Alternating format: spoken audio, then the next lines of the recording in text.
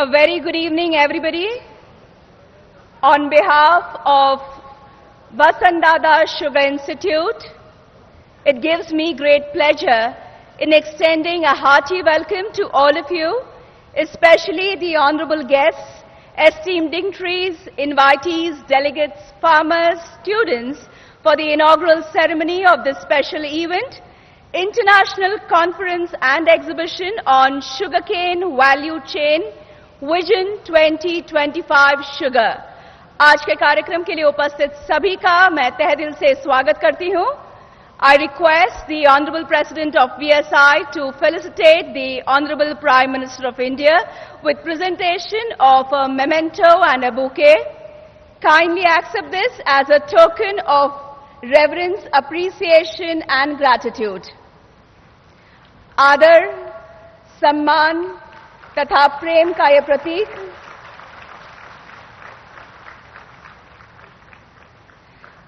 other esteemed dignitaries will be felicitated now by Dr. Indrajit Mohite, Trustee VSI, and Shri Shivaji Rao Deshmukh, Director General VSI. Honorable Governor of Maharashtra, Shri C. Vidyasagar Rao by Shri Shivaji Rao Deshmukh.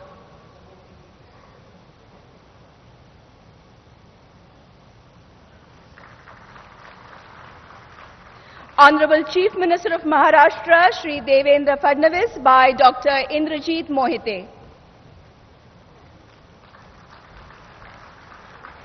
Shri Sharad Pawar, Honorable President VSI by Shri Shivaji Rao Deshmukh.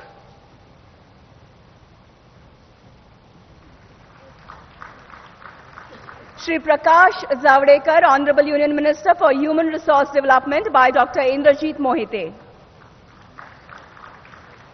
Shri Chandrakant Patil, Honorable Minister for Revenue and Public Works, Government of Maharashtra by Shri Shivaji Rao Deshmukh. Shri Girish Bapat, Honorable Minister for Food, Civil Supplies and Consumer Protection, Food and Drugs Administration and Parliamentary Affairs by Dr. Indrajit Mohite. Shri Pandurang Phunkar, Honorable Minister for Agriculture and Horticulture, Government of Maharashtra by Shri Shivaji Rao Deshmukh. Shri Subhash Deshmukh, Honorable Minister for Cooperation, Marketing and Textiles, Government of Maharashtra by Dr. Indrajit Mohite.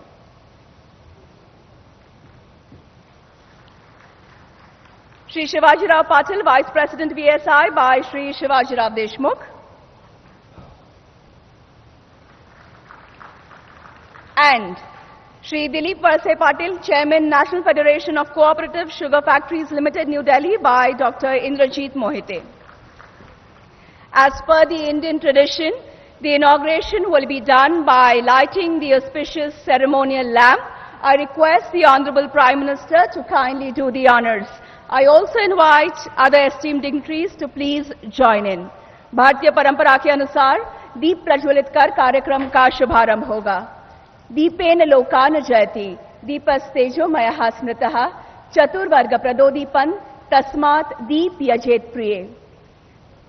This hymn in Sanskrit translates, "The lamp is luminous, its radiance grants victory, its brightness imparts dharma, artha, kama and moksha, that is righteousness, prosperity, pleasure and finally emancipation." This is the significance of lighting a lamp and hence a lamp should be lit. Lamp, as we know, is also a symbol of knowledge. दीप ज्ञान का भी प्रतीक होता है। दीप प्रज्वलित कर कार्यक्रम का उद्घाटन हो गया है। The lamp being lit, the function has been inaugurated. And now, may I call upon the Honorable President of VSI, Shri Sharad Pawar ji, for the welcome address.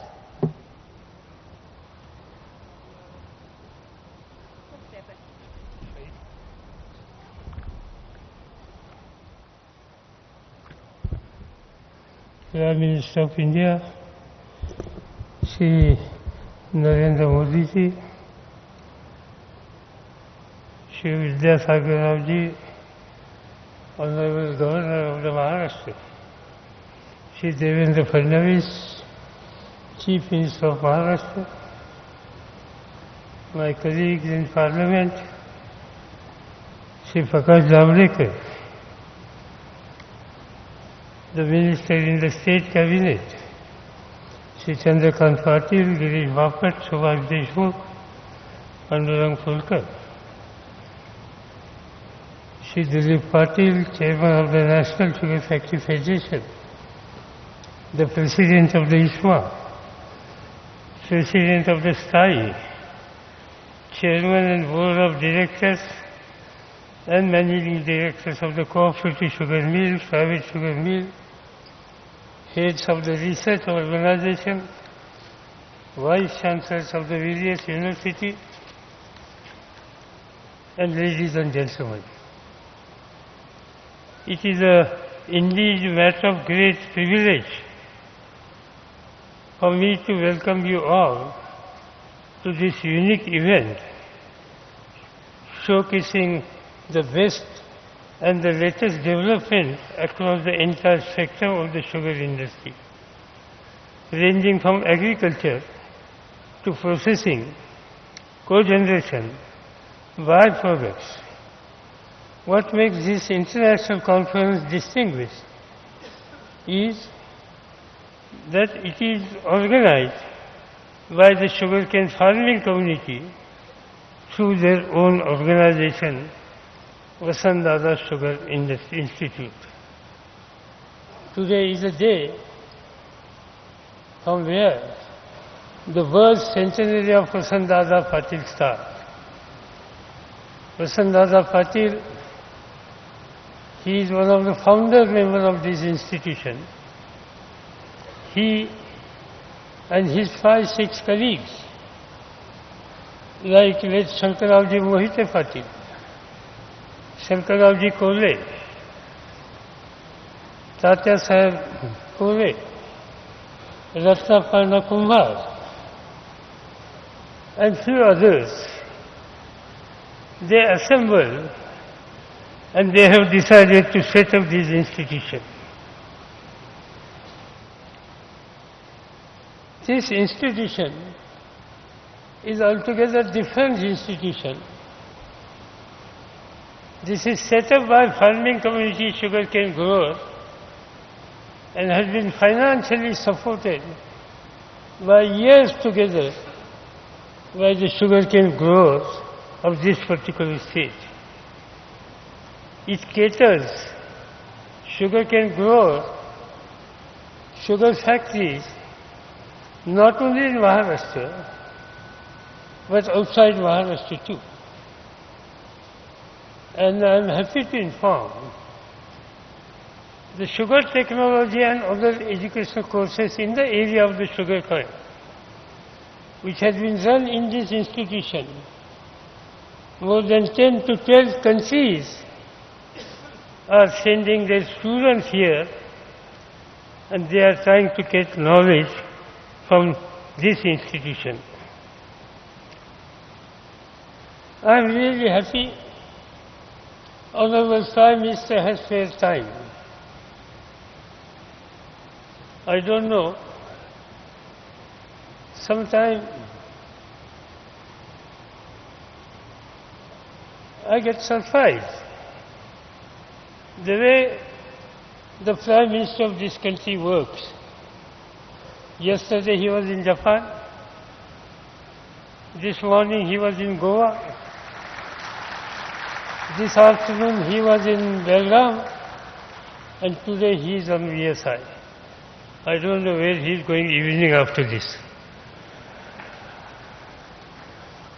But that shows his total commitment and devotion for the cause of this particular country.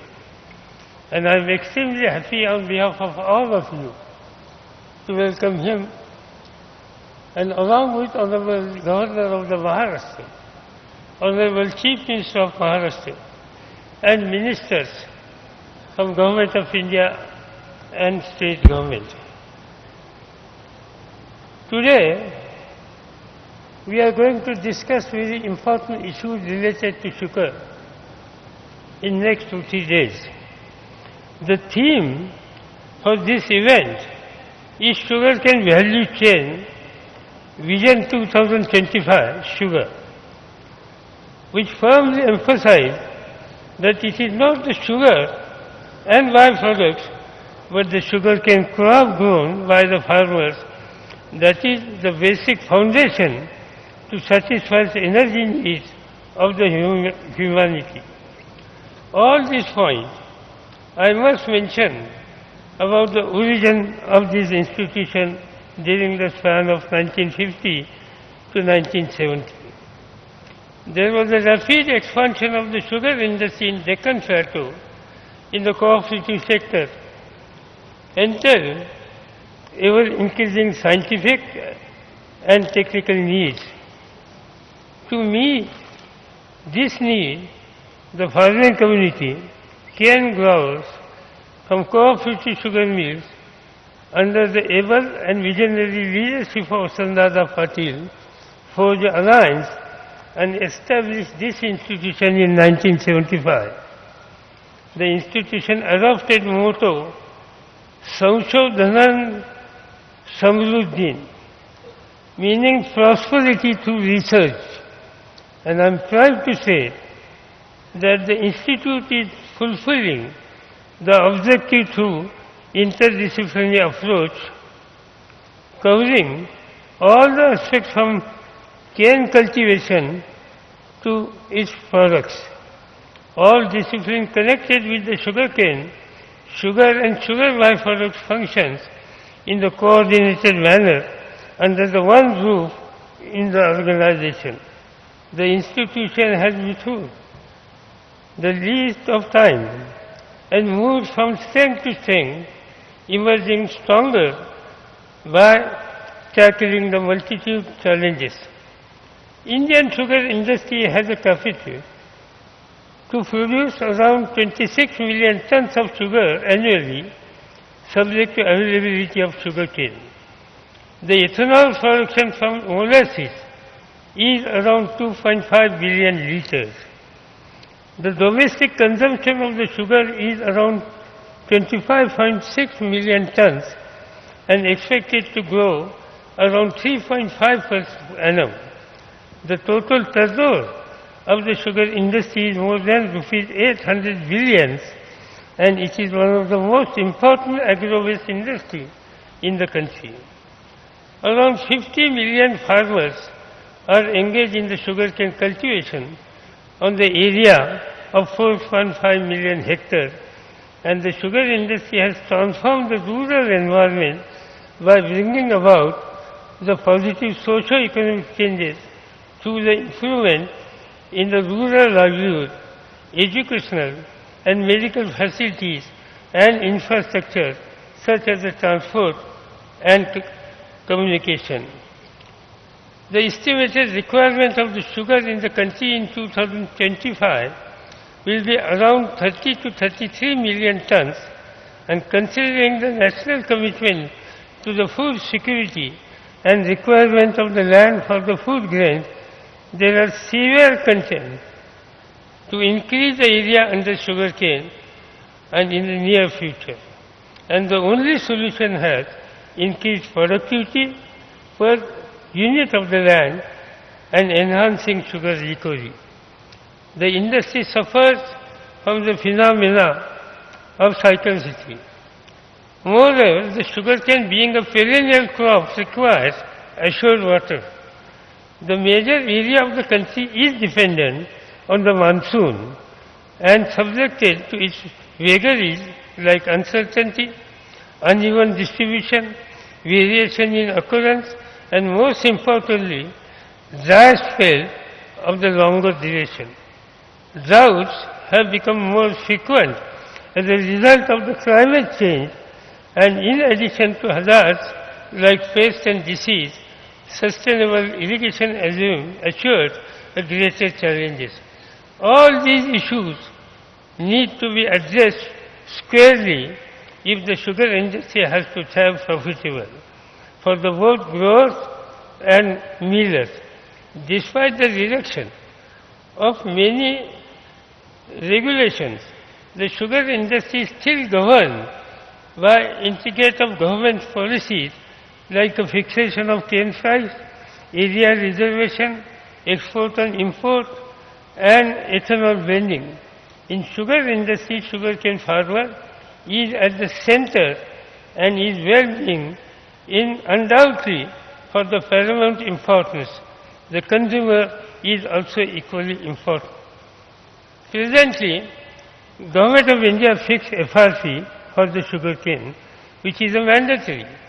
However, there is no assurance of the sugar price, making it difficult for the mills to make payment to the growers. If the prices are below the level of the production cost, resulting in huge arrears of the cane prices. The time has come to find acceptable solution as how both growers and millers can work hand in hand for the development of the sugar sector. Government at the center and at the state level will have to take proactive steps to tide over these challenges. Taking advantage of the presence of Honorable Prime Minister, I consider it is my bounden duty to refer some important issues before sugar industry. The stagnant yield of the sugarcane per hectare is currently around 69 tons, where the potential yield demonstrated by some sugarcane farmers is more than 250 tons per hectare. How do we bridge this gap? The average sugar recovery is stagnant to 10.5%, whereas it can be improved at the range of 11% to 12%. How do you ensure the efficient utilization of sugarcane as a whole for the different byproducts competitive manners? And how do you strengthen the extension mechanism by establishing strong linkage between the research institution, sugar mills and growers for the efficient transfer of the latest technologies in the sugarcane cultivation to enhance the productivity? How do we ensure soil health while reducing application of the chemical fertilizer and encourage integrated use of the organic fertilizer and biofertilizer? Indian sugar industry needs a substantial financial assistance for modernization, cogeneration to ensure access to energy conservation and higher productivity. How do you ensure the production of the ethanol as a major contributor to the energy security to the nation and minimize dependence on the petroleum import? How do we ensure the water use efficiently of the water by drip irrigation to enhance the quality of sugarcane, health, conserve and soil fertility? On the technology front, the landscape is changing fast with major discoveries and advancement in the biotechnology, nanotechnology, molecular biology, next generation squaring of demand and transgenic technology. How to ensure that these potential technologies are used in the development of the varieties to combat drought, salinity, pest and disease and enhance productivity, and more importantly, how to increase seed replacement ratio, which is around 10% by using quality seed material. How do we ensure the strengthening research institutions and direct communication between these organizations in the current digital world for well-being of the growers, manufacturers and consumers? Most important, the present investment in research is low, and unless research activities are stepped up, the Indian sugar industry may not be able to meet future demand of the sugar, ethanol and energy. I would like to invite the attention of the Honorable Prime Minister to the fact that at present there are only one National Sugar Institute, Kanpur, in the north. In south, VSI is the only organization catering all needs of the sugar industry, ranging from the agriculture to processing and byproducts, including capacity building through the teaching and training. The present sources of finance, including contribution from the members, farmers, grant from the state government, consultancy and training, and these are inadequate to step up the research activities. Therefore, it is imperative that Government of India support VSI by giving all types of support for revenue expenditure annually to enable VSI to contribute substantially in the research and development. I request the Honorable Prime Minister to financially support VSI for permanent basis, which will ultimately helpful for the farming community and country. The conference has received overwhelming response from the research scholars, scientists, cane growers, manufacturers across the globe. I am very happy to welcome the participants, eminent scholars, research providers from Brazil, United States of America, United Kingdom, Australia, France, Switzerland, Saudi Arabia, Iran, Fiji, Mauritius and other countries. I am confident that all the participants will benefit from the conference, Sugar Expo and live crop demonstration. During the interaction, solution to various issues before the industry can conceptualize and will pave the way forward for the future progress. I don't want to take more time. I am really happy that all of you has given tremendous support and participated in this. I again welcome all of you and Honorable Prime Minister and his colleague. Thank you very much.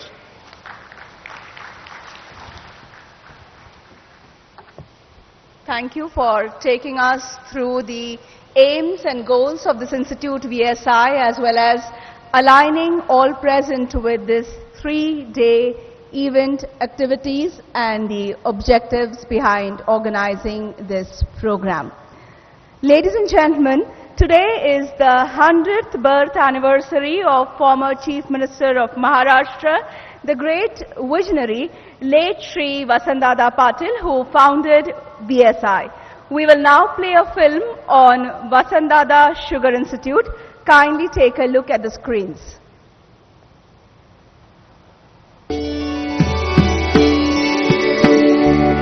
Om Asato Ma Sadgamaya Om Tamaso Ma Jyotirgamaya Om Mrityorma Mritam Gamaya Sarvesham Swastir Bhavatu Sarvesham Shantir Bhavatu.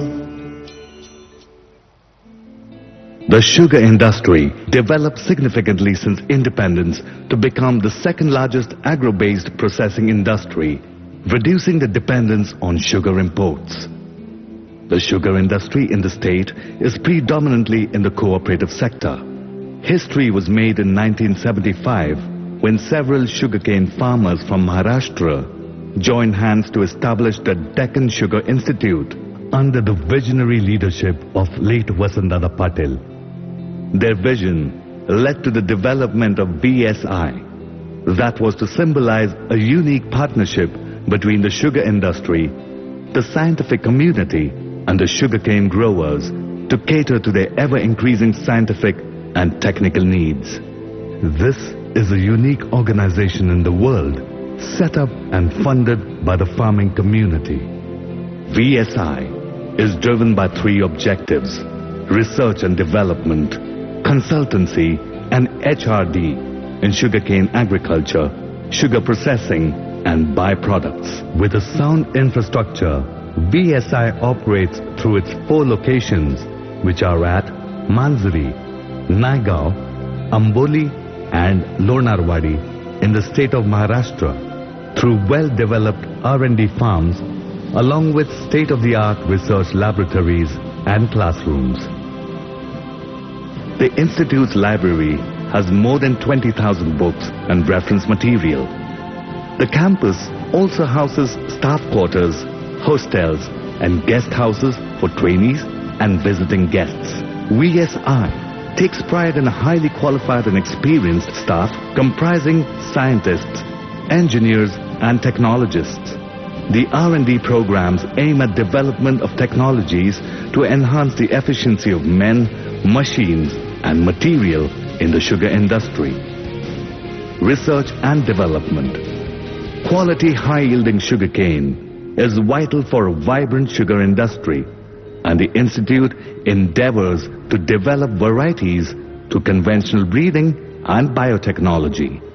VSI has developed and released sugarcane varieties like COC 671, an early maturing and high sugar, COVSI 9805, a mid-late with high sugar suitable for mechanization, COVSI 03102, a high sugar yield suitable for high rainfall zone, VSI 434, an extra early, high sugar and drought tolerant, and VSI 08005, promising high sugar, high yielding.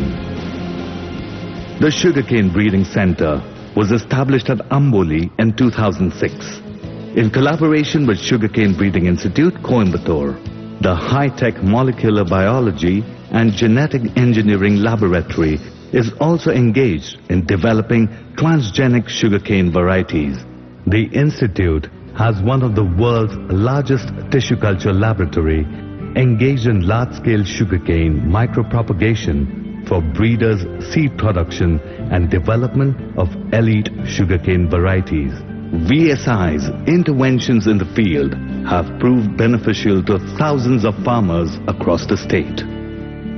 Integrated nutrient management based on soil testing and foliar application of nutrient liquid fertilizers developed by VSI has increased sugarcane productivity, savings of 50% nitrogen and 25% phosphate fertilizers achieved by using VSI's Acetobacter bioinoculant and phosphate solubilizing bacteria.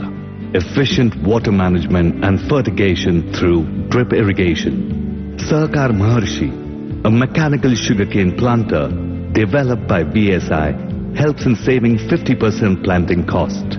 Cost-effective agronomical techniques such as paired row planting, coupled with intercropping and ratoon management. Crop protection program aimed at combating pests and diseases.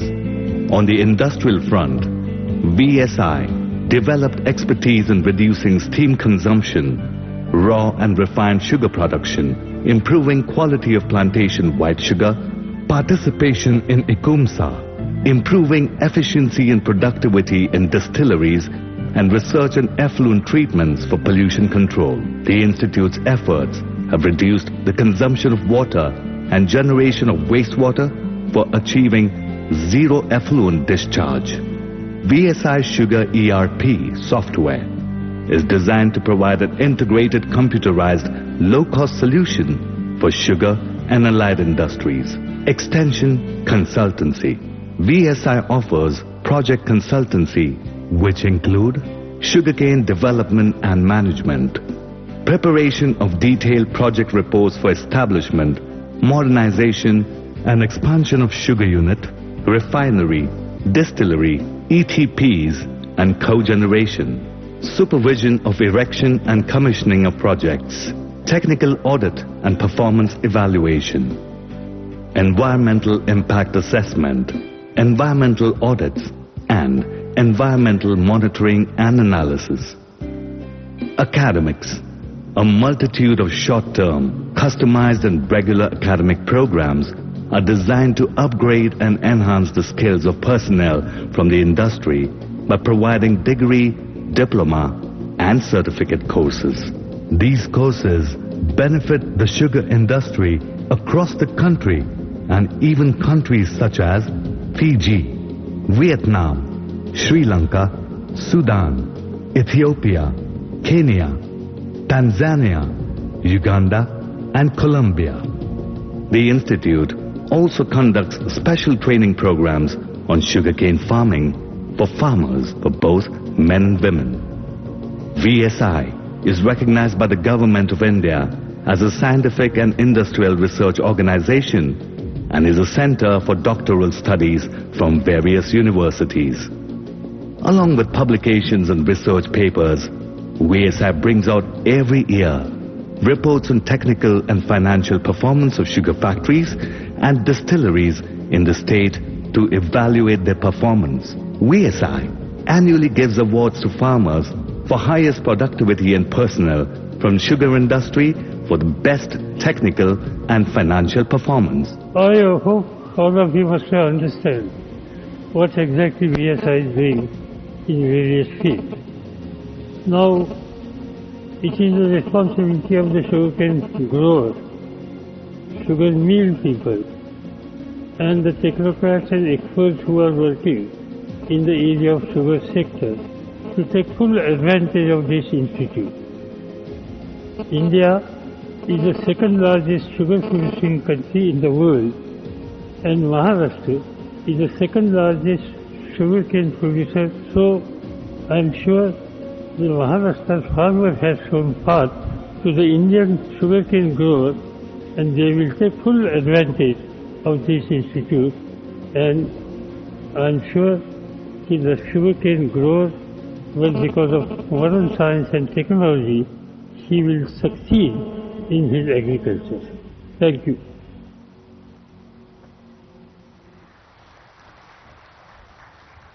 That was VSI and its initiatives in a nutshell, which will be significantly beneficial to one and all. And now I invite the Honorable Chief Minister of Maharashtra, Shri Devendra Fadnavis ji, to address the gathering.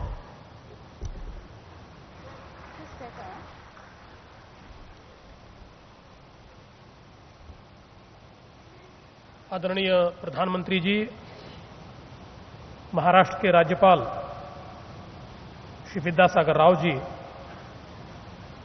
Vasantdada sugar institute के अध्यक्ष आदरणीय शरद पवार जी, केंद्रीय मंत्री श्री प्रकाश जावड़ेकर जी, महाराष्ट्र में मेरे साथ मंत्री चंद्रकांत दादा पाटिल जी, गिरीश बापट जी, पांडुरंग फुंडकर जी, सुभाष देशमुख जी, विधानसभा के पूर्व अध्यक्ष दिलीप वळसे पाटिल जी, शिवाजीराव पाटिल जी, यहाँ उपस्थित सभी महानुभाव और उपस्थित सभी बहनों और भाइयों, मैं सबसे पहले महाराष्ट्र के महान सपूत पूर्व मुख्यमंत्री वसंतदादा पाटिल जी को आदरांजलि अर्पित करता हूं और उनकी जन्मशती पर एक बड़ा ही अच्छा कार्यक्रम यहां पर आयोजित हुआ, इसलिए मैं VSI का भी बहुत बहुत अभिनंदन करता हूं। आज के इस मौके पर इस कार्यक्रम के लिए हमारे आदरणीय प्रधानमंत्री जी महाराष्ट्र की इस धरती पर पधारे, इसलिए उनका भी मैं स्वागत करता हूं। शरद पवार जी ने जो बात कही वो बिल्कुल सही है। प्रधानमंत्री जी की ऊर्जा बहुत अद्भुत है। वो देर रात जागते हुए जापान से भारत में आए, सुबह सुबह उठकर गोवा गए, वहां से कर्नाटका गए, फिर महाराष्ट्र में आए और फिर दिल्ली में जाकर और कार्यक्रम वो करेंगे। मुझे ऐसा लगता है कि देश को एक ऐसे प्रधानमंत्री मिले हैं जिनके जीवन का क्षण क्षण ये देश के लिए समर्पित है। और प्रधानमंत्री जी, काले धन के खिलाफ आपने जो लड़ाई शुरू की है, मैं आपको बधाई भी देना चाहता हूं और ये भी कहना चाहता हूं कि पूरा देश आज आपके साथ में है। मैं आज के इस मौके पर वसंतदादा शुगर इंस्टीट्यूट का बहुत बहुत अभिनंदन करना चाहता हूं कि पिछले कई वर्षों में शुगर के संशोधन में एक बहुत ही अहम भूमिका इस इंस्टीट्यूट की रही है। और मैं ऐसा मानता हूं कि आज महाराष्ट्र में शक्कर उद्योग जो इतना बड़ा फला फूला, इसमें इस संस्था की बहुत बड़ी भागीदारी रही है और लगातार अच्छा कार्य करने वालों को प्रोत्साहित करना, नई नई तकनीक को किसानों तक, उद्योजकों तक पहुंचाना, उसके लिए उन्हें प्रोत्साहित करना, इस माध्यम से महाराष्ट्र में एक शाश्वत उद्योग के रूप में इस उद्योग को स्थापित करने का काम ये वसंतदादा इंस्टीट्यूट ने किया। और खासकर सहकार के क्षेत्र में जिस प्रकार से महाराष्ट्र में शक्कर का उद्योग खड़ा हुआ, इसके कारण आज किसानों के लिए एक वरदान के रूप में हम इस उद्योग को देख सकते हैं और बड़े पैमाने पर किसान इससे लाभान्वित भी होते हैं। पिछले 2-3 साल सूखे के कारण उद्योग के ऊपर कुछ संकट भी आए, पर मैं माननीय प्रधानमंत्री जी का आभार व्यक्त करना चाहता हूं कि ऐसे संकट में भारत सरकार हमारे साथ रही, हमारे पीछे खड़ी हुई और कुछ पैकेजेस भी भारत सरकार ने दिए, जिसके कारण इस दुविधा की परिस्थिति में भी ये उद्योग आज निरंतर खड़ा है। और मैं ऐसा मानता हूं कि आज जिस प्रकार की संगोष्ठी यहां पर आयोजित की गई है, वो अपने आप में बहुत ही महत्वपूर्ण है, क्योंकि जब से हम लोगों ने ये देखा है कि ग्लोबलाइजेशन के बाद हमारा जो शक्कर का उद्योग है, ये अब केवल राज्यों में स्पर्धा नहीं करता, तो उसको दुनिया में स्पर्धा करनी पड़ती है। और दुनिया के साथ स्पर्धा करते हुए केवल शक्कर के भरोसे इस उद्योग को डिगाना बहुत मुश्किल है। और इसीलिए वैल्यू एडिशन ये अपने आप में बहुत महत्वपूर्ण है। महाराष्ट्र में हम लोग देखते हैं कई प्रकार के प्रयोग यहां पर हुए हैं। शक्कर बनती है, इथेनॉल बनता है, डिस्टिलरी है, को जनरेशन है, खाद बनता है।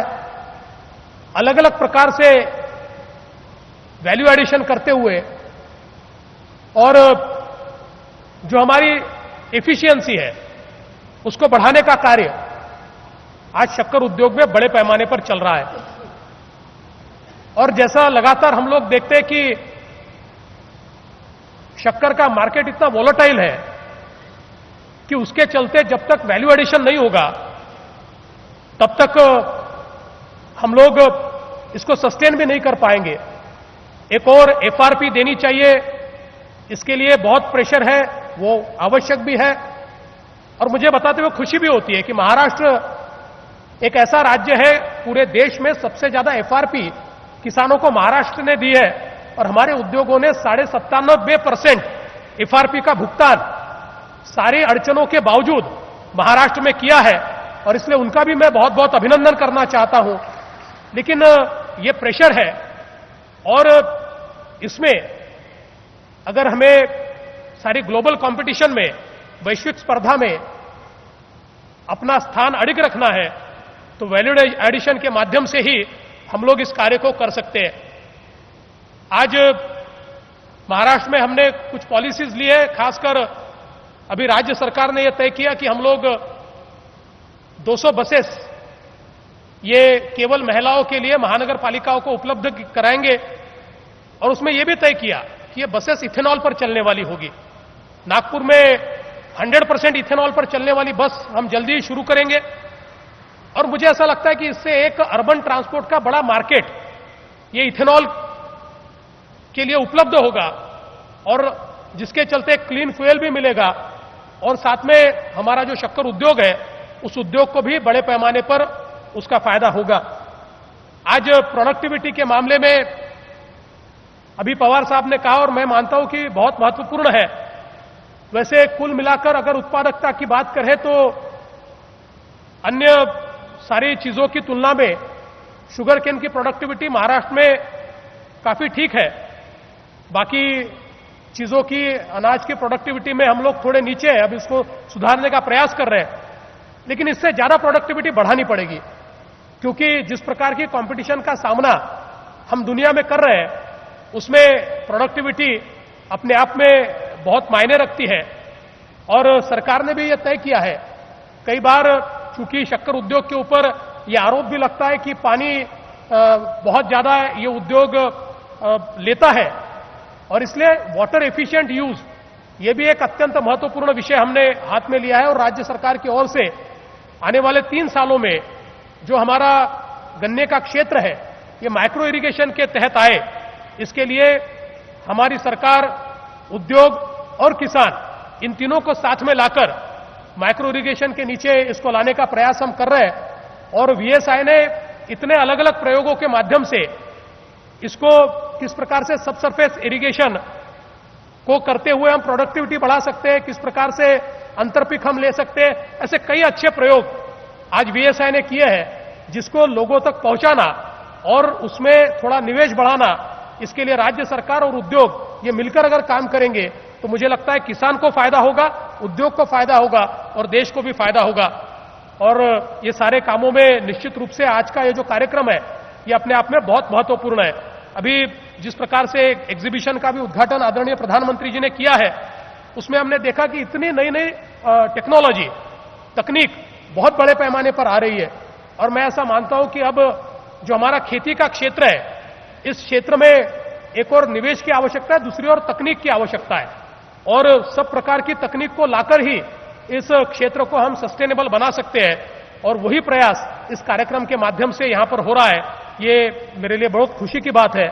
मैं फिर एक बार वीएसआई का बहुत बहुत अभिनंदन करना चाहता हूं, आदरणीय पवार साहब का मैं अभिनंदन करना चाहता हूं। लगातार पवार साहब ने इस क्षेत्र में सभी लोगों को गाइड करने का काम किया है, और सरकार को भी पिछले समय, जिस समय ये सारा शक्कर का गन्ना कम होने से या सूखे के कारण जब हमारी मिलें अड़चन में आई थी, उस समय भी एक सकारात्मक भूमिका पवार साहब ने ली, और हम सबने मिलकर केंद्र सरकार से काफी बातचीत करते हुए इस संकट से बाहर निकलने का प्रयास किया। मुझे ऐसा लगता है कि आगे आने वाले दिनों में इसको और अच्छे तरीके से हम लोग कर पाएंगे, और इसी दृष्टि से आज का एक कार्यक्रम अपने लिए महत्वपूर्ण है। मैं फिर एक बार बहुत बहुत अभिनंदन करता हूं।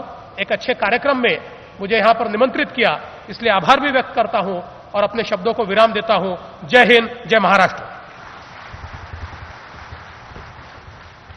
इस महत्वपूर्ण अवसर पर आपने उपस्थित सभी को संबोधित किया और साथ ही इस कार्यक्रम के आयोजन के उद्दिष्टों की सराहना की। आपका बहुत बहुत शुक्रिया।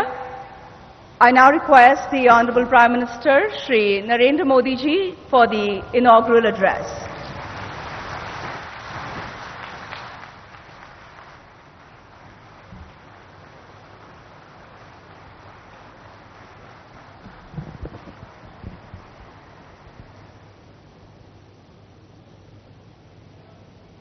मंच पर विराजमान महाराष्ट्र के राज्यपाल श्रीमान विद्यासागर राव,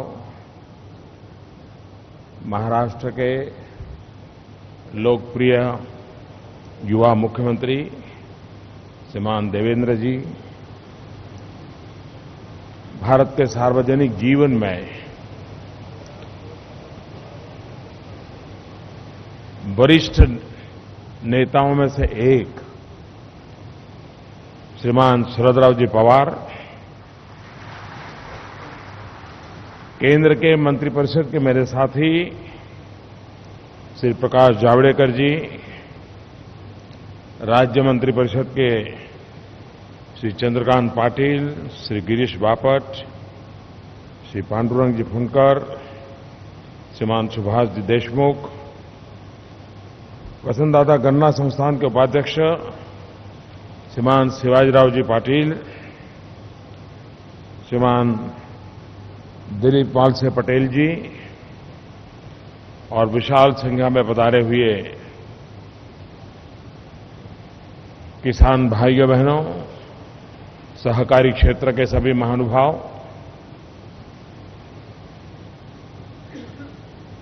मैं सबसे पहले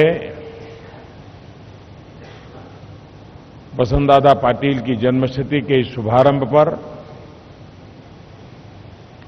उनको आदरपूर्वक अंजलि देता हूं। सार्वजनिक जीवन में जिन उच्च मूल्यों की उन्होंने प्रस्थापना की, लेकिन साथ साथ अपने जीवन को किसान के साथ, कोऑपरेटिव के साथ और उसमें भी आधुनिकता की तरफ निरंतर चलते रहना, उसमें उनका बहुत बड़ा योगदान रहा। और आज इस संस्था की जो हम मजबूत नींव देख रहे हैं, उसके मूल में वसंतदादा पाटिल जी का दीर्घदृष्टि, उनका योगदान और भारत के अर्थकारण की जो मूल धारा है, जो गांव और किसान से जुड़ी रहती है, उसको भली भांति पहचान करके उसको ताकत देने का निरंतर प्रयास, ये आने वाली पीढ़ियों को भी उपकारक होने वाला है। हमारे देश में जिस गति से कृषि क्षेत्र में अनुसंधान होने चाहिए थे, टेक्नोलॉजी का उपयोग बढ़ना चाहिए था, दुनिया जिस गति से आगे बढ़ी है, उसमें हम काफी पीछे रह गए। आज भी विश्व में प्रति एकड़ जो शुगर केन का यील्ड है, पैदावार है, उसकी तुलना में हम काफी पीछे हैं। आज भी दुनिया में शुगर केन में जो शुगर कंटेंट है, हमारे देश में आज भी उसमें वेरिएशंस हैं। दक्षिण में एक अनुभव आता है, मध्य में दूसरा आता है, उत्तर में तीसरा आता है। और ऐसे समय एक डेडिकेटेड इंस्टीट्यूशन जो निरंतर वैज्ञानिकों को साथ लेकर के टेक्नोलॉजी का भरपूर उपयोग करते हुए और किसान जो भाषा में समझे उस भाषा में खेत तक पहुंचाने का जो प्रयास कर रही है, मैं नहीं मानता हूं कि ये कोई छोटा सा काम है और उसका परिणाम हम अनुभव करते हैं।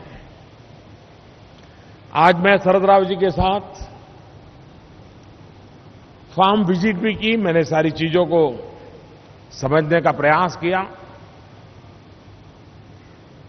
मेरी भी इन चीजों में थोड़ी जिज्ञासा रहती है। मैं कभी परेशान होता था कि शुगर में जो फ्लड इरिगेशन होता है और किसान के दिमाग में भर गया था कि जब तक खेत लबालब पानी से भरा हुआ नहीं होगा तब तक फसल हो ही नहीं सकती।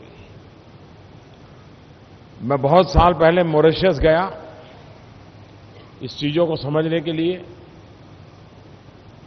तब तो मैं राजनीतिक जीवन में भी नहीं था और मैंने वहां पाया कि स्प्रिंकलर से उनके खेत लहलहा रहे थे, फ्लड इरिगेशन नहीं था। मैंने आकर के मेरे यहां जब किसानों से बात की तो मैं उनके गले नहीं उतार पाया। ये बहुत पुरानी बात है। उस समय मैं उनको समझा रहा था, उनको जरा अजूबा लगता था कि इसको क्या समझ आती होगी, लेकिन मैं कोशिश करता था कि भाई ऐसा नहीं है, हम माइक्रो इरिगेशन से शुगर केन में बहुत अच्छे परिणाम ला सकते हैं। और इन दिनों मेरे लिए खुशी की बात है कि पानी का जैसा हम संकट अनुभव कर रहे हैं, और विशेष करके महाराष्ट्र और गुजरात, यहां का किसान बहुत तेजी से शुगर में माइक्रो इरिगेशन की तरफ आगे बढ़ा है, और उसका फायदा भी उसको नजर आया है। जहां पर माइक्रो इरिगेशन से शुगर कल्टीवेशन हुआ, वहां पर क्रॉप की क्वालिटी, क्रॉप का क्वांटम और उसमें शुगर का कंटेंट, इस सब में सुधार नजर आया है। और इसलिए धीरे धीरे शुगर इंडस्ट्रीज वालों को भी लगने लगा है कि अगर हम माइक्रो इरिगेशन की ओर उनको प्रोत्साहन देंगे तो अवश्य लाभ होगा। यहां जो रिसर्च इंस्टीट्यूशन चल रही है, दो चीजें हैं जिस पर अगर हम काम कर सके।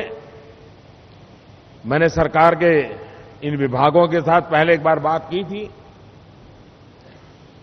दुनिया में जो शुगर है, उसकी जो दो गांठ है, उस दो गांठ के बीच में अंतर ज्यादा होता है। हमारे यहां जो शुगर है, उसकी दो गांठ में अंतर कम होता है, और उसके कारण हमारा शुगर कंटेंट में लॉस जाता है, वेस्टेज मटेरियल ज्यादा निकलता है। हमें जेनेटिक इंटरवेंशन से हमारे शुगर केन के ये जो दो गांठ होती है, ये इसका डिस्टेंस कैसे बढ़े। अगर ये बढ़ता है तो हमारा शुगर कंटेंट भी बढ़ेगा, और उसके कारण जो वाटर कंजम्पशन है वो भी कम उसकी आदत लगती है, क्योंकि उस गांठ के कारण उसको ग्रो करने में ज्यादा ताकत लगती है। अगर इस पर हम ज्यादा रिसर्च कर पाएं, लेकिन करते तो हम शुगर के लिए हैं, ये इंस्टीट्यूशन भी शुगर के लिए डेडिकेटेड है, लेकिन एक और क्षेत्र है जिसमें अगर शरद राव जी इनिशिएटिव ले और यहां के साइंटिस्ट कुछ काम करें, और दोनों एक ही नेचर के काम है, और वो है बाम्बू। बाम्बू की खेती का एक ग्लोबल मार्केट है, लेकिन हमारे देश का जो बाम्बू है, उस बाम्बू का भी प्रॉब्लम ये है कि उसका भी दो गांठ का जो बीच का अंतर है वो बहुत कम है, और उसके कारण बाम्बू से वैल्यू एडिशन और जो बाय प्रोडक्ट होते हैं, उसमें हमारे किसान को जितना चाहिए उतना फायदा नहीं होता है। बाम्बू की खेती, पानी की भी जरूरत कम और पैदावार ज्यादा की संभावना है। जिस जेनेटिक इंटरवेंशन से हम शुगर के में बदलाव ला सकते हैं, मेरा मोटा मोटा अनुमान है, मैं साइंटिस्ट नहीं हूं, साइंटिस्ट लोग इसमें ज्यादा मदद कर सकते हैं, बाम्बू में भी यही रिसर्च साइमल्टेनियस यहां अगर चल सकती है और हम ग्लोबली कॉम्पिटिटिव बाम्बू क्वालिटी अगर हम लाते हैं, तो हमारे देश में एक नया क्षेत्र एग्रो इकोनॉमी का हम प्रारंभ कर सकते हैं। उस दिशा में करने की दिशा में सोचा जा सकता है। दूसरा जो विषय है, जमीन कम होती जा रही है, किसान का परिवार पीढ़ी दर पीढ़ी बच्चों में जमीन के टुकड़े बढ़ते चले जा रहे हैं। जनसंख्या वृद्धि के कारण भी जमीन कृषि की कम होना और बाकी उपयोग में बढ़ना स्वाभाविक होता जा रहा है।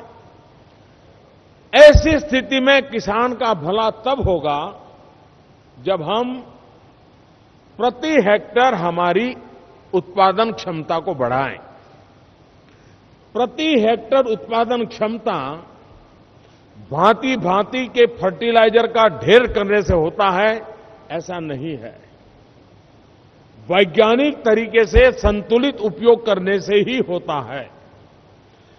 खुशी की बात है कि पहले शुगर का किसान इस बात को स्वीकार करने को तैयार नहीं था कि हम 2 शुगर केन की लाइन के बीच में भी कोई तीसरा क्रॉप कर सकते हैं। अब खुशी की बात है कि खास करके पल्सेस, तूर दाल के लिए, मूंग के लिए किसान अब शुगर केन के बीच में भी धीरे धीरे वो खेती करना प्रारंभ किया है। और जिन्होंने ड्रिप इरिगेशन या स्प्रिंकलर का उपयोग किया है, उनके लिए एक बहुत सरलता हुई है। एक प्रकार से बाय प्रोडक्ट है। शुगर से जो आपको इनकम मिलती थी वो तो मिलती है, ये बीच वाली जगह जो पड़ी थी उसमें अतिरिक्त क्रॉप करने के कारण कुछ लोग सब्जी में गए हैं, कुछ लोग फ्लावर में गए हैं और ज्यादातर लोग पल्सेस में गए हैं। हम चाहते हैं पल्सेस को हम प्रमोट करें। आज भी भारत को बहुत बड़ी मात्रा में पल्सेस का इंपोर्ट करना पड़ता है। पल्सेस की हमारी रिक्वायरमेंट बहुत है और इसलिए हम शुगर के साथ साथ पल्सेस को अगर बढ़ावा देंगे तो एश्योर्ड मार्केट की गारंटी है। एकाध बार शुगर फैक्ट्री में उतार चढ़ाव आएगा तो भी हमारे किसान को उस एक वर्ष संकट में से निकलने में भी ये बीच वाला जो जगह का खेती का काम है उससे उसको फायदा हो सकता है। और उस दिशा में जितनी ज्यादा रिसर्च हो सके उस रिसर्च को करने की मैं आवश्यकता देखता हूं। आज तक हमारा शुगर केन से, गन्ने से जुड़ा हमारा जो किसान था, उसका पूरा नसीब शुगर मिल पर डिपेंडेंट था। शुगर मिल ही उसका भाग्य तय करती थी। जहां कोऑपरेटिव बेस मजबूत रहा और वसंत दादा पाटिल कहो या शरद राव जी के पिताजी के जमाने की बात करें या वेंकुटराय मेहता करके गुजरात के एक बहुत बड़े कोऑपरेटिव के डेडिकेटेड नेता थे, इस पीढ़ी ने कोऑपरेटिव की ऐसी जड़ें जमाई कि जिसके कारण आज गुजरात, महाराष्ट्र के किसानों को यह अनुभव है कि इस कोऑपरेटिव बेस के कारण कुछ न कुछ मात्रा में संकटों के समय उनको मदद मिल जाती है। लेकिन ये समय की मांग है कि हमने हमारे वैल्यू एडिशन में ग्लोबल इकोनॉमी को अब नजरअंदाज नहीं कर सकते। दुनिया में अगर शुगर ज्यादा हो गई तो भारत की बड़ी पिटाई हो जाती है, दुनिया में शुगर कम हो गई तो भारत को मौका मिल जाता है। कभी कभार भारत के लिए मार्केट का अवसर होता है, लेकिन अकाल होता है तो किसान उस पर दबा हुआ होता है, तो हम उस अपॉर्चुनिटी का फायदा नहीं ले पाते। एक ऐसी अवस्था में से हमारे इस क्षेत्र को संभालना पड़ता है। उसमें एक मार्ग है जिसमें हम एश्योरेंस पैदा कर सकते हैं, वो है इथेनॉल। आज भारत को एनर्जी का इंपोर्ट, सबसे बड़ा जो हमारा विदेशी मुद्रा के पैसे जाते हैं वो पेट्रोल, डीजल, ऑयल इस सब में जाते हैं। इथेनॉल से हम इस इंपोर्ट को कैसे कम करें? हमारी पब्लिक ट्रांसपोर्टेशन सिस्टम और दुनिया के ब्राजील जैसे अनेक देश हैं जिन्होंने इथेनॉल का बहुत ही उत्तम तरीके से उपयोग करके पेट्रोल वगैरह को बचाया and environment friendly transportation system को लाया। हम भारत में इसकी उपयोगिता को कैसे बढ़ाएं? पिछले 2 वर्ष में इथेनॉल का उत्पादन और उसकी बिक्री 3 गुना हुई है। इतिहास में हाईएस्ट ये 2015-16 में हुई है, लेकिन फिर भी हमारी क्षमता के हिसाब से ये काफी पीछे है। और इसलिए हमारे लिए आवश्यक है कि नीतियों के द्वारा, सपोर्ट सिस्टम के द्वारा हम वैल्यू एडिशन में खास करके इथेनॉल पर और देश के इंपोर्ट को हम कैसे कम करें, हमारी ट्रांसपोर्टेशन सिस्टम में और खाड़ी का तेल की झाड़ी का तेल, मेरा विश्वास है हमारा देश का किसान खाड़ी के तेल से मुक्ति दिलाकर झाड़ी के तेल से देश को आगे बढ़ाने की ताकत रखता है। हमने उन चीजों को बल देना है और सरकार ने कुछ प्रोग्रेसिव पॉलिसीज का इनिशिएटिव लिया है। पहली बार इथेनॉल में एक प्रकार के लचीला कहें लेकिन एमएसपी टाइप व्यवस्था की ताकि मार्केट एश्योर हुआ। कुछ शुगर फैक्ट्री ऐसी हैं कि जिनके पास इथेनॉल बनाने के प्लांट नहीं है। हमने उनसे कहा था कि आप किसी दूसरे का काम लीजिए, हम आपको कॉम्पेंसेट कर देंगे और इसके कारण टोटल शुगर केन का प्रोडक्ट, गन्ने का प्रोडक्ट, उसका इतनी मात्रा में इथेनॉल की तरफ जाने में हम सफल हो सकते हैं। शुगर मार्केट डाउन जाए तब भी हम इसको बैलेंस कर सकते हैं। शुगर का मार्केट की कठिनाई आ जाए तो हम इसको इस पर डाइवर्ट कर सकते हैं। तो इकोनॉमी में बैलेंसिंग पावर के रूप में ये एक प्रयोग हमें बहुत काम कर सकता है। और एक क्षेत्र है स्टार्टअप्स। ये बात निश्चित है कि इनोवेशन की दिशा में हमने बहुत कुछ करना पड़ेगा और जितना इनोवेशन एक फार्म में होता है उससे भी ज्यादा इनोवेशन एग्रीकल्चर में आज इंजीनियरिंग के द्वारा हो रहा है। जैसे medical science totally technology driven हो रहा है, टेक्नोलॉजी जो पूरी तरह मेडिकल साइंस में बहुत बड़ा रोल प्ले कर रही है, वो दिन दूर नहीं है जब एग्रीकल्चर सेक्टर में भी टेक्नोलॉजी बहुत बड़ा मेजर रोल प्ले करने वाली है। हम हमारे नौजवानों को, हमारे साइंटिस्टों को, हमारे टेक्नो एक्सपर्ट्स को स्टार्टअप्स के द्वारा मौका दें, इनोवेशन का मौका दें। वसंतदादा पाटिल के इंस्टीट्यूशन के द्वारा हम शुगर पर केंद्रित होकर के खेत और शुगर के बाय प्रोडक्ट और उसके लिए कुछ मशीन्स का इनोवेशन मैंने अभी देखा। जिस प्रकार से दूध के फैट निकाले जाते हैं वैसे ही शुगर कंटेंट का फैट, शुगर का क्या स्थिति है, मशीन से निकाला जा सकता है। ये मशीन आज पॉपुलर हो रहे हैं, लेकिन ऐसे बहुत छोटे छोटे मशीन हमारे नई पीढ़ी के युवा होनहार नौजवान कर सकते हैं। स्टार्टअप्स को हमने बल देना है। हमारे स्टार्टअप जितनी बड़ी मात्रा में एग्रीकल्चर सेक्टर में आएंगे, हमारे देश का किसान का कृषि एंड वैल्यू एडिशन दोनों का काम बहुत ही उपकारक होगा। और इस दृष्टि से मैं समझता हूं कि हमारे देश में एग्रीकल्चर में जो सेकंड ग्रीन रिवॉल्यूशन की बात होती है वो सिर्फ खेतों की साइज और कृषि उत्पादन यहां तक सीमित नहीं रह सकती है। कृषि उत्पादन के प्रकार, genetic intervention, technology upgradation, value addition and market. इन दिनों सरकार ने प्रधानमंत्री फसल बीमा योजना के द्वारा किसान को सबसे ज्यादा सुरक्षित करने वाली योजना बीमा योजना लाई है। सॉइल हेल्थ कार्ड के द्वारा किसान को अपनी जमीन में क्या, किसान की एक समस्या रही है, अगर बगल वाला किसान लाल डिब्बे वाली दवाई ले आया और उसने अगर छिटक दी तो उसको लगता है मैं भी लाल डिब्बे वाली दवाई ले आऊं। अगर बगल वाले किसान ने इतना पीला पाउडर डाल दिया तो उसको लगता है मैं भी पीला पाउडर डाल दूं। दोनों की जमीन का स्वभाव अलग है, दोनों की जमीन की आवश्यकता अलग है।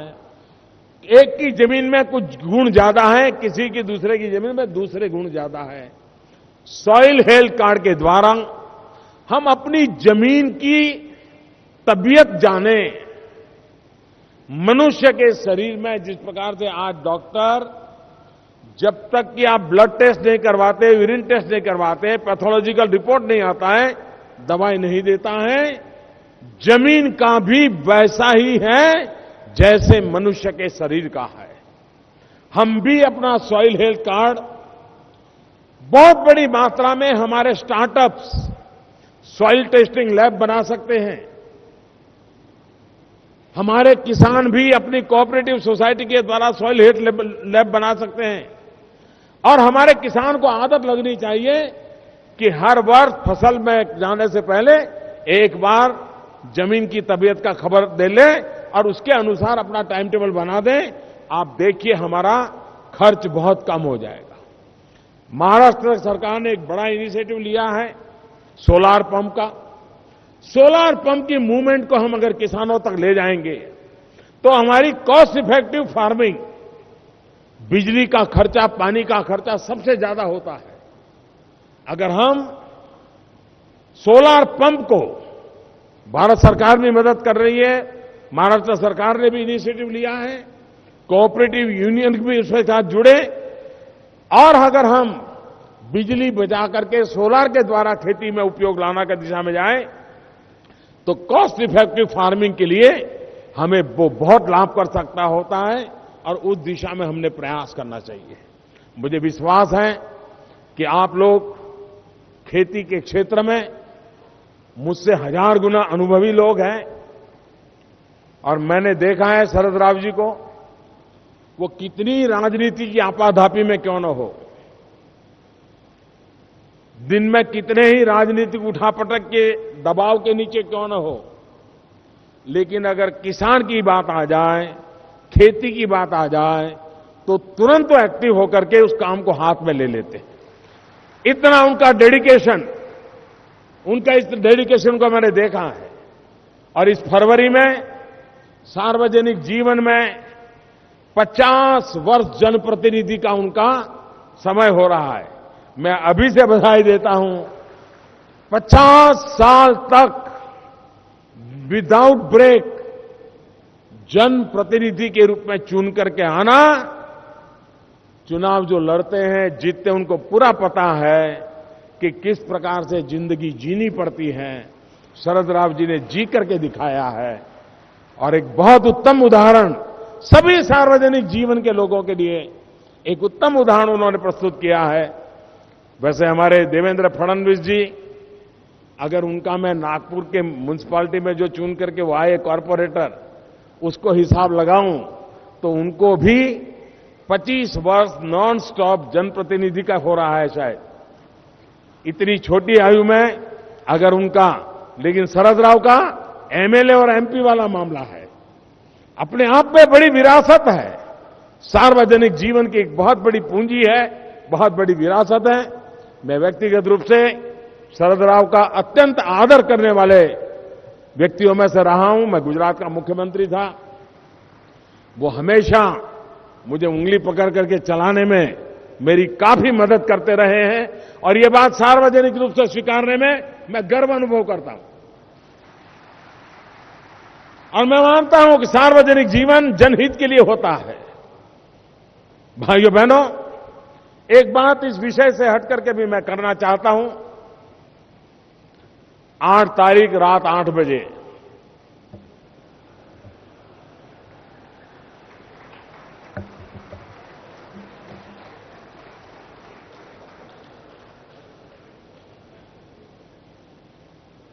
हम जानते हैं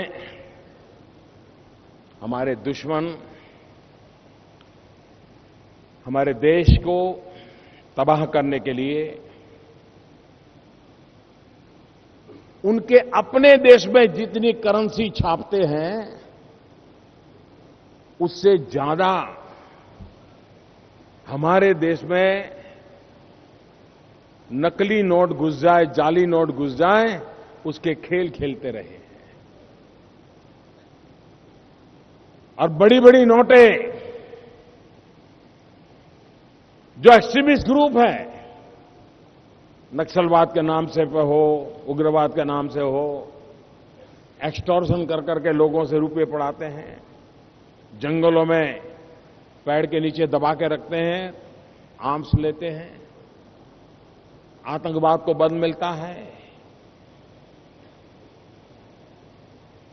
इनकी ये जो धोरी नस है, जहां से उनको पैसा आता है, उसको काटना बहुत जरूरी था। इसलिए 8 तारीख रात 8 बजे 1000 और 500 की नोट, जाली नोट, इन सब पर एक बहुत बड़ा निर्णय सरकार ने किया है। देश की जनता ने उसको जो आशीर्वाद दिए हैं, मैं इसके लिए देश की जनता का आभारी हूं। एक भ्रम फैलाया जा रहा, क्योंकि यहां बड़ी मात्रा में किसान है, इसलिए मैं कहना चाहता हूं, किसानों को भ्रमित किया जाता है कि अब 1000 और 500 की नोटें गई और आपके पास जो खेती से कमाई करके पैसा आया है वो बैंक में जमा करना पड़ेगा और फिर मोदी उस पर टैक्स लगाएगा। मेरे किसान भाइयों, आप पर कोई टैक्स लगने वाला नहीं है। आप बेफिक्र रहिए। ये देश आपका है, ये पैसे आपके हैं, ये बैंक भी आपकी है, ये मोदी भी आपका है। तो इन सारी भ्रम चालों से, लेकिन हम, ये बात सही है, मैंने देश की जनता से 8 तारीख को ही 50 दिन मांगे हैं, क्योंकि इतना बड़ा बदलाव लाना, आपको मालूम होगा 1978 में जब जनता पार्टी की सरकार थी, तब मोरारजी भाई देसाई, उन्होंने 1000 की नोट बंद की थी। मैं कोई पहला नहीं हूं जिसने काम किया है। उसके बाद यूपीए सरकार थी, उसने चवन्नी बंद की थी। आपको शायद याद होगा, उन्होंने चवन्नी पर प्रतिबंध लगाया था। अब वो तो आप जाने, लेकिन मोरारजी भाई ने 1000 की नोट पर बंदी लगाई थी। लेकिन उस समय रिजर्व बैंक ने टोटल 145 करोड़ रुपीस, 145 करोड़ रुपयों की मूल्य की 1000 की नोटें छापी थी, और उसमें से सिर्फ 80 करोड़ पब्लिक में थी। 65 करोड़ बैंकों में पड़ी थी, बाहर निकली भी नहीं थी। इस समय देश में 500 और 1000 की नोट, इसकी वैल्यू करीब करीब 14 लाख करोड़ रुपया है। कहां 145 करोड़ और कहां 14 लाख करोड़। और इसी का फायदा दुश्मनों ने, समाजद्रोहियों ने, भ्रष्टाचारियों ने इसका फायदा उठाया है। अगर इसको जड़ मूल से नहीं उखाड़ के फेंकेंगे तो देश की भावी पीढ़ी को उसके सपनों को पूरा करने में हमारी व्यवस्थाएं ही रुकावट बन जाएगी। और इसलिए मेरे प्यारे भाइयों बहनों, ये मैं नहीं कह सकता कि इतने बड़े निर्णय से कोई तकलीफ ही ना हो। मैंने पहले दिन कहा था, असुविधा होगी, कष्ट होगा, तकलीफ होगी, लेकिन इससे 70 साल की बीमारी, इससे मुक्ति का रास्ता खुल जाएगा। मेरे भाइयों बहनों, भावी पीढ़ी के लिए रास्ता खुल जाएगा। गरीब मध्यम वर्ग का आदमी गर्व के साथ माथा ऊंचा कर करके जी सकेगा। मैं देशवासियों से इस भगीरथ काम के लिए कुछ असुविधा रहते हुए भी सहयोग करने का आग्रह कर रहा हूं। कुछ लोग होंगे जिनकी तकलीफ जरा ज्यादा होगी, वे पता नहीं क्या क्या करेंगे, लेकिन उनकी मुझे ज्यादा चिंता नहीं है। मुझे चिंता देश के सामान्य नागरिक की है। और मैं आपको विश्वास दिलाता हूं, आपको अपने 500 का नोट किसी को 499 में भी देने का जरूरत नहीं है। आपका 500 का 500 आपके हक का है, आपको मिलेगा।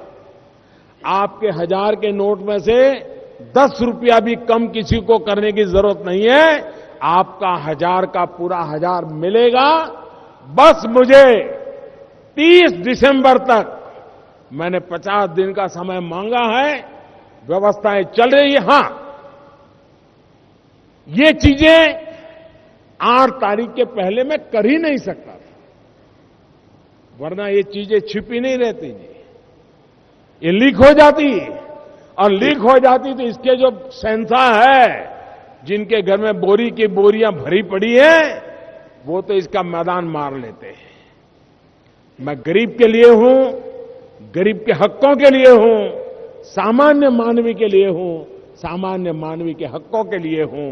इसलिए कष्ट होगा इसका पूरा अंदाज था। शुरू के कुछ दिनों में बैंकों से पैसे पहुंचने में तकलीफ होनी थी, लेकिन मुझे विश्वास है देशवासी 30 दिसंबर तक मेरी मदद करेंगे और देश के में शुचिता के लिए, शुद्धिकरण के लिए, प्रामाणिकता के इस पर्व के लिए आपका पूरा सहयोग रहेगा। इसी एक अपेक्षा के साथ फिर एक बार वसंतराव दादा को बहुत बहुत अभिनंदन करता हूं, प्रणाम करता हूं, श्रद्धांजलि देता हूं। और ये शताब्दी वर्ष किसानों के जीवन में बदलाव लाने के लिए, आधुनिक कृषि की तरफ हमें ले जाने वाला बने, यही मेरी शुभकामना है। मुझे इस अवसर पर आने का मौका मिला। मैं शरद राव का हृदय से आभार व्यक्त करता हूं कि मुझे उन्होंने इतने प्यार और सम्मान के साथ इतने बड़े महत्वपूर्ण अवसर पर निमंत्रित किया। बहुत बहुत धन्यवाद। दोन गोष्टी आपल्यापुढे सांगायच्या आहेत. इथं जे प्रदर्शन आयोजित केलं आहे आणि ऊसाच्या नवीन नवीन जाती या ठिकाणी उपलब्ध केल्यात, ते पाहण्यासाठी उद्या सकाळी 9:30 वाजल्यापासून संध्याकाळी 7 वाजेपर्यंत, उद्या तारीख 14, तारीख 15 आणि तारीख 16 हे तिन्ही दिवस हे प्रदर्शन आणि हा शेती फार्म आपल्यासाठी खुला राहील. तिथं आमचे तज्ञ आपल्याला मदत करतील आणि मार्गदर्शन करतील. एक ही बात मुझे प्रधानमंत्री जी को कहना है. उन्होंने इथेनॉल की बात कही. आपने कहा ये बात बिल्कुल बराबर है. 3 साल इथेनॉल का प्रोडक्शन देशवासियों ने अच्छी तरह से किया, मगर मुझे लगता है कि अगले साल इसमें 50% ये कम होने की संभावना है. और इसका कारण पेट्रोलियम कंपनीज और बाकी ने जिसकी कीमत 49 रुपीज़ लीटर थी वो 39 की.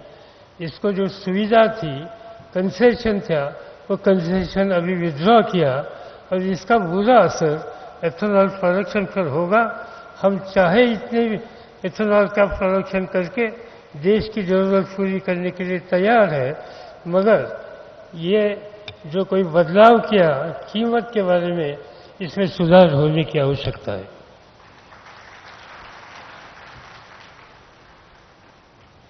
माननीय प्रधानमंत्री जी ने विविध मुद्दों पर अपने अनमोल विचार प्रकट किए और साथ ही प्रेरणादायी वक्तव्य एवं आश्वासक शब्दों के लिए मैं आपका शुक्रिया अदा करती हूं. बहुत बहुत आभार. इसी के साथ इस कार्यक्रम का समापन होता है. आप सभी को शुक्रिया. With that we conclude this inaugural ceremony. Thank you all.